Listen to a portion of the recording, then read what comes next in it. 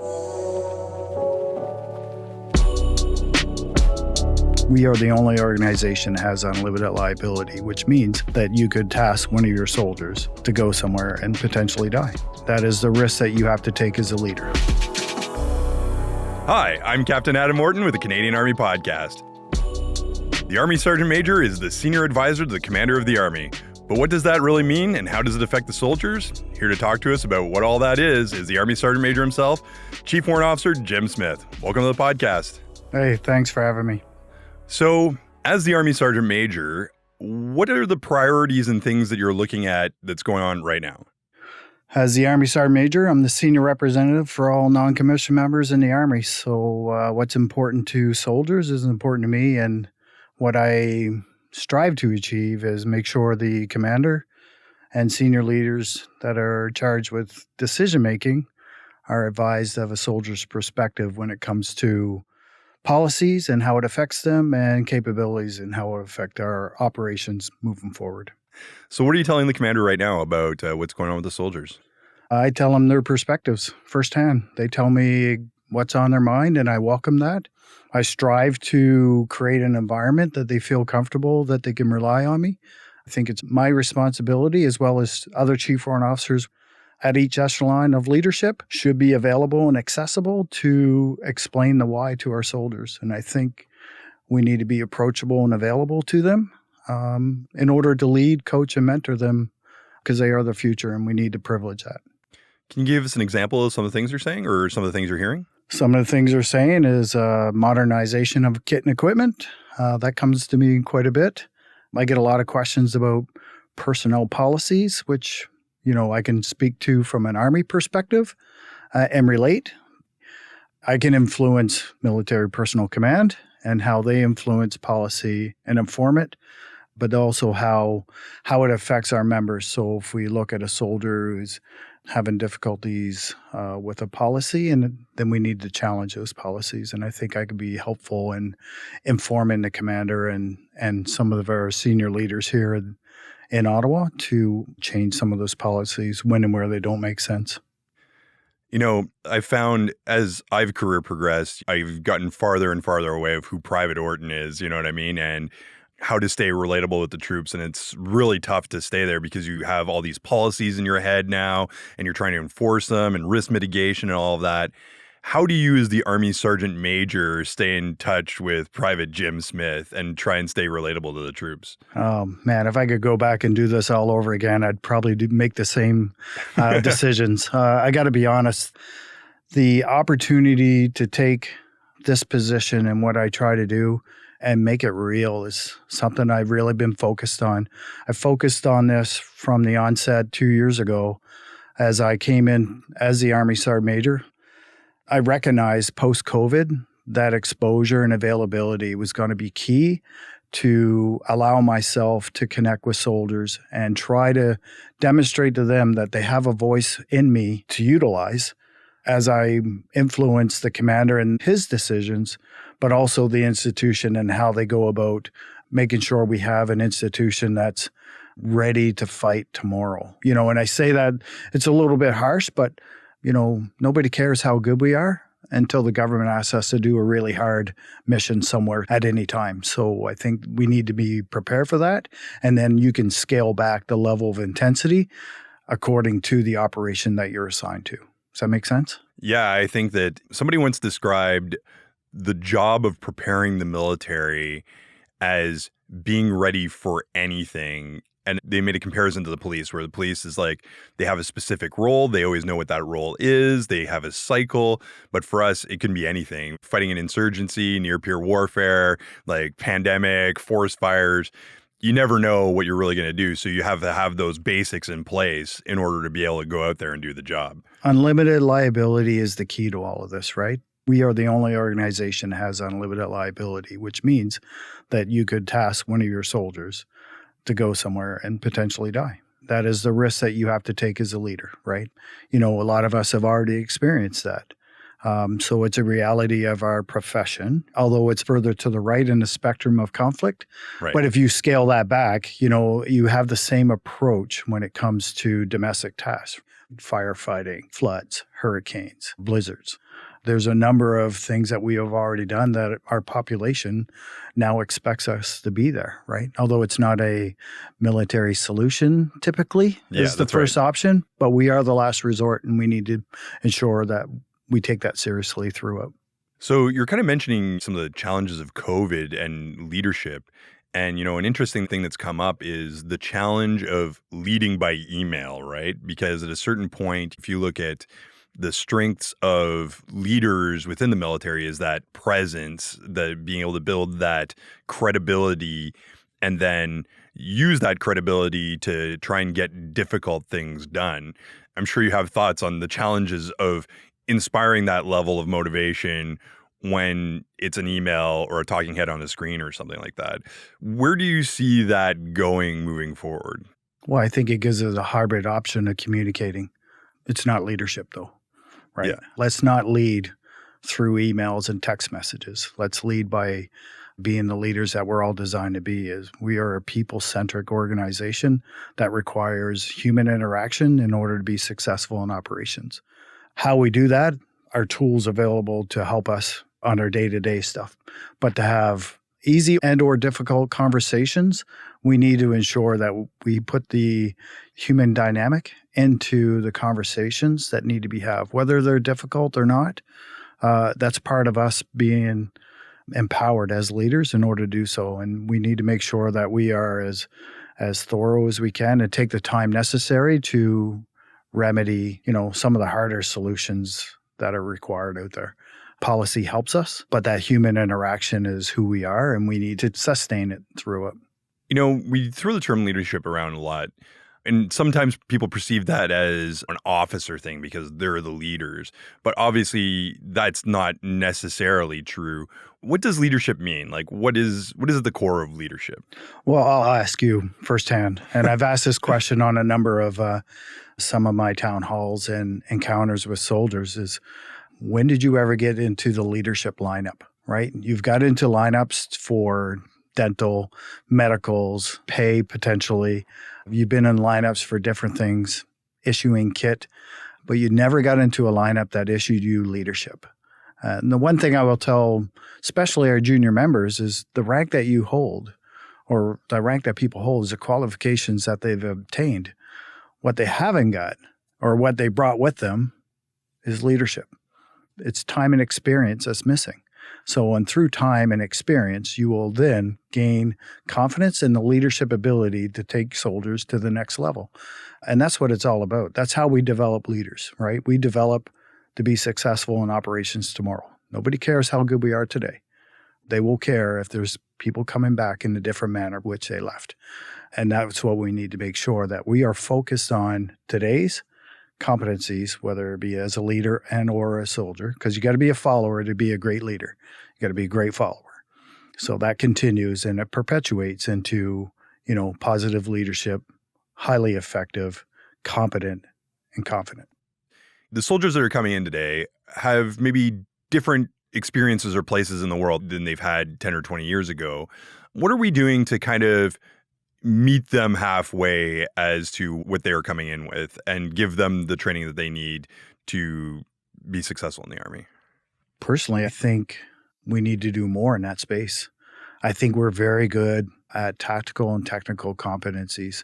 As a learning organization, I don't think we have provided newer soldiers with the right emotional, intellectual skill sets to deal with a lot of the human dynamics of what is the Canadian Army. Like a lot of what we do deals with human dynamics, and life is hard, but we need to recognize that and provide skill sets at the lowest level that's incremental and progressive up to including the senior ranks of which, I have the privilege to serve in today. Whether it's a different way we're training, but I don't think we need to train differently from a tactical, only with modernization of technology and skill sets. That's going to evolve, and it has been. But I think the human dynamic is a piece that we need to probably focus a little bit more on, especially for us as being a soldier-centric organization. Can you give us maybe some examples of how we've changed up to this point to kind of get there? Well, I think we have been. We've been evolving throughout. We just don't take the time to acknowledge that. The Army today operates differently than when I was a soldier a couple of years ago. You can read my bio to know how long I've been in, but a couple of years ago when I was, learning a lot, I'm still learning today, but I was really learning how to integrate into a military organization from Nowhereville, Nova Scotia. I was born and raised a fisherman's son. I had no idea how to spell infantry, let alone infanteer. Yeah. But how we trained then is different than how we're training now. And I don't think it's soft. There's an impression out there that exists, and I think it is different because I think we treat soldiers better than we did back then. And I think we'll continue to improve upon the training experience and making sure that our soldiers have the tactical competencies in order to train their replacement and the next generation, because we have to continue to do so. We train our replacements every day, and you need to be focused on that. And every opportunity is a learning opportunity.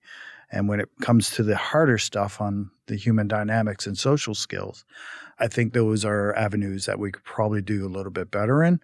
But I think we're already better than we give ourselves credit for. Something that stood out for me in what you just said was we treat our soldiers better than we did before. And it's an argument as old as time. I've had it with tons of people. I'm sure you have too. Is, if you're hard on soldiers, you're going to make them tough and then they can face the challenges of the world. And that being nice to people, it softens them up. They're not ready to fight. Why do you think it's important that we treat our soldiers better now? It boils down to two things for me: mutual respect and positivity.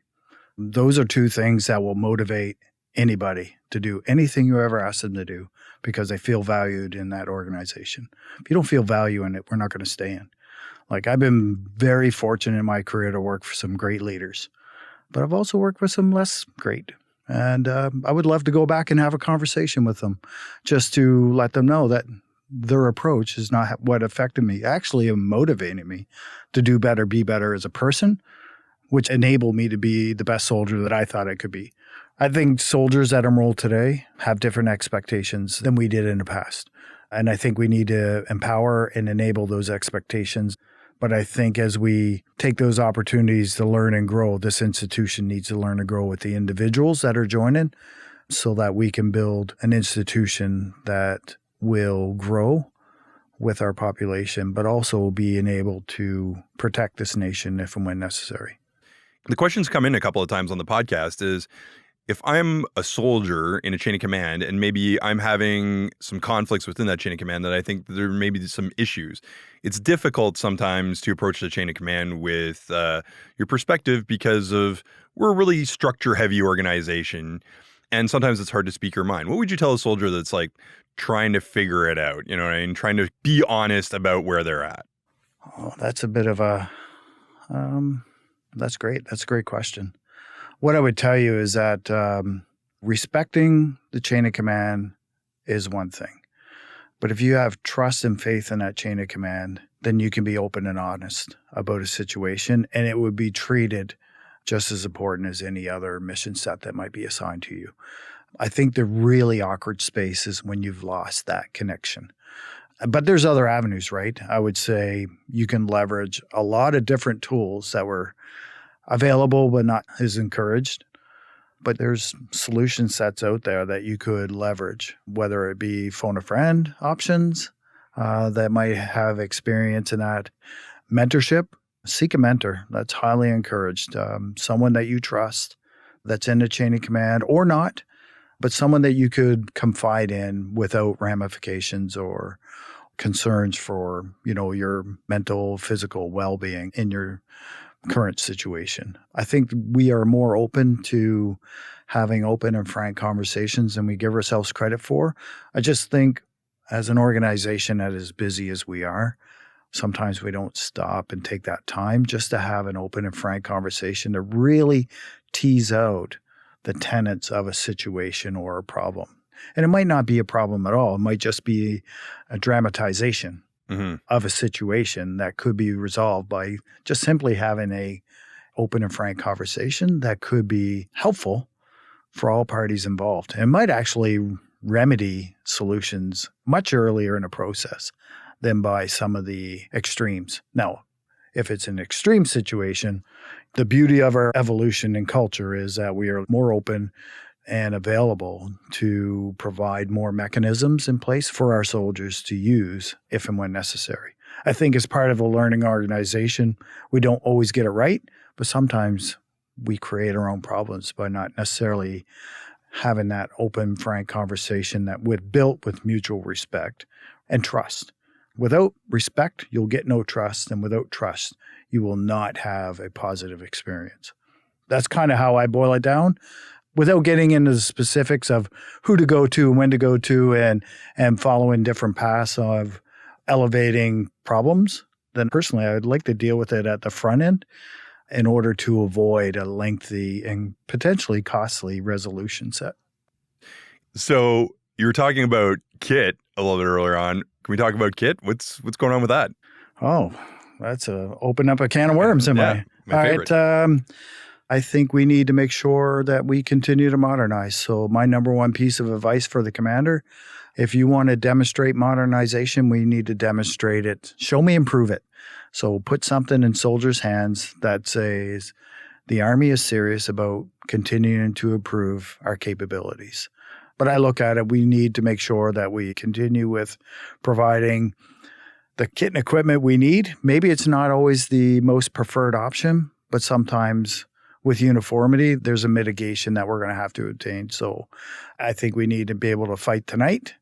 We are not there yet.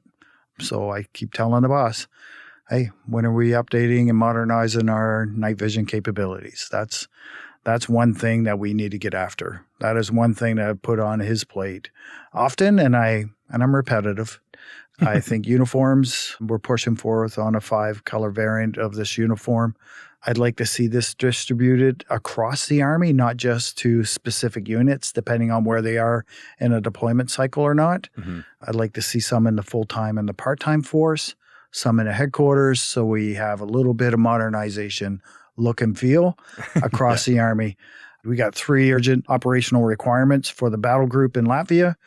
We need to make sure that we have CUAS or counter drones, if you want.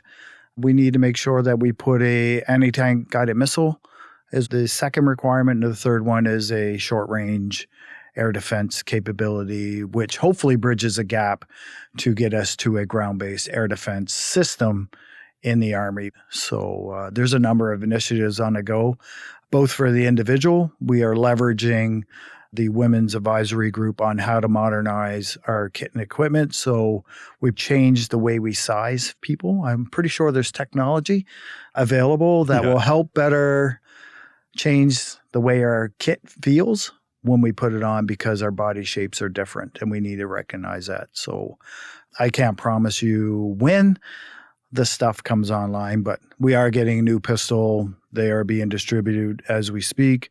So there should be some training that's happening. I know in the infantry school, they're already working towards that piece. And the other kit we were working towards on getting after. But the problem when we have an urgent requirement, it's the same people that's working on the other requirements. Yeah, that's right. Right? So similar to those that are sitting in squadrons, regiments, battalions, and units, there's shortages all around, and staff efforts are another area where we could probably use a couple more folks putting pen to paper and having discussions on what capabilities we need tomorrow to get after it. And we haven't fully recovered from an industrial perspective on producing some of the kit and equipment that we're expecting our suppliers to provide for us. So probably somewhere in battalion, there's a corporal sitting there. Maybe they're thinking about writing their release request and just like throwing it all away. And in 25 years from now, they're going to be the Army Sergeant Major. You never know. So what would you say to them? Well, I'll tell you straight up, you can go online and read my bio. And what my bio doesn't say is I joined the Army for a full-time job and a pension originally. And my career goal was to be a refrigeration technician. And I applied and was accepted.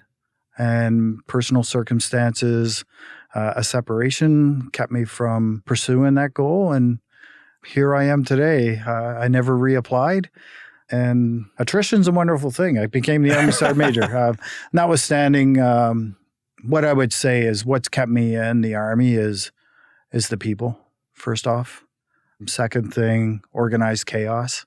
I don't know why, I kind of like it. Yeah, me too. That's kept me in the green machine for a long time. And, in spite of what my personal goals was then, my personal goal now is to do the best that I can to make sure the Army is better tomorrow. And I won't be around to assess that. So just be humble, accept that some days are not going to be the best day. This is not an easy life. I recognize that. And my wife tells me that sometimes. It's not an easy life for them as well. So what I would say is, however long you serve, I appreciate any minute that you spend in the Army.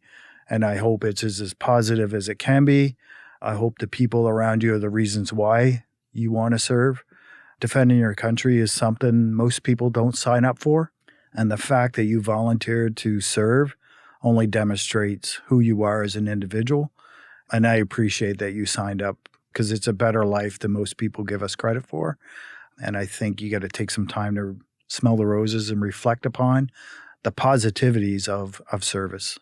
It's not an easy life, and you need a very strong support mechanism. And I don't think we recognize that we have a support base with our families that are incredible, and we need to make sure that we acknowledge it and thank them for their support as I thank them for their service. So I appreciate this time. Yeah, thanks so much for coming out talking to us. It's been really great. Well, I hope it resonates with people. And, at the end of the day, my approach is accessibility, availability when I can, but to be humble enough to do this, to say, this could be you, because I definitely didn't think it was going to be me.